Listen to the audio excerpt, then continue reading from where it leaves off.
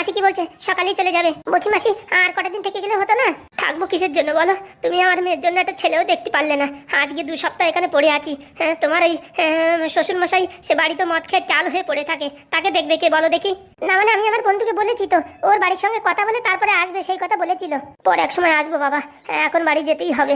আর মাসির সঙ্গে আমি বাড়ি যাব। কি বলছো পায়েল? ঠিকই বলছি। তুমি যে টাকাটা দেওয়ার কথা বলছিলে এখনো দিলে না যে? বলছি কি পেমেন্টটা হলেই দেবো। তোমার এই কথার জন্য না আমার খুব খারাপ লাগে। মাস গেলে 3 লাখ টাকা ইনকাম করো আর 50,000 টাকা দিতে পারছো না বউকে। এই তো 2-4 দিনের ভিতরে পেমেন্ট হয়ে যাবে, তখনই দেবো।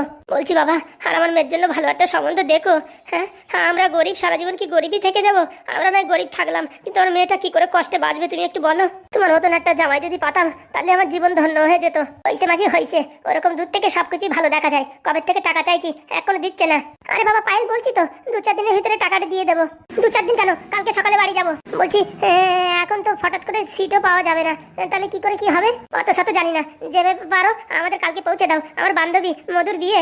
ও বাবা, মধুর বিয়ে নাকি? কেন, বিয়ের কথা শুনে মুখটা শুকিয়ে গেল? ভালো একটা দামি গিফট দিতে হবে তার জন্য, তাই না?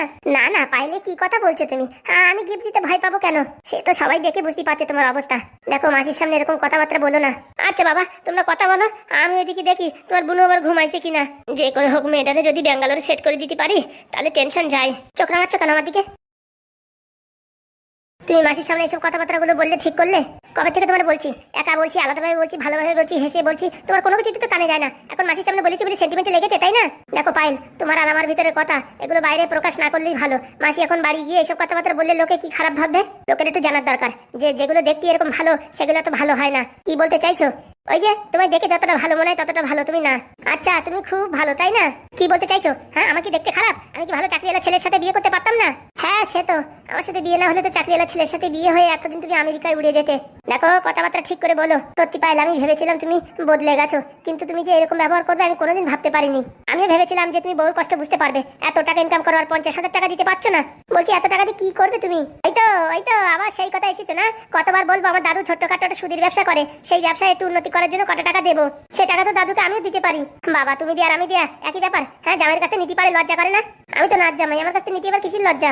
সেটা তুমি বুঝবা কি করে? তোমরা তো বড়লোক মানুষ, তো তোমাদের প্রেস্টিজ নেই। আমরা গরিব হলে কি হবে, আমাদের প্রেস্টিজ আছে। দেখো পায়েল, কথা শুধু শুধু বাড়িও না, এক কথা থেকে 2 কথা, তারপর ঝগড়া সৃষ্টি হবে।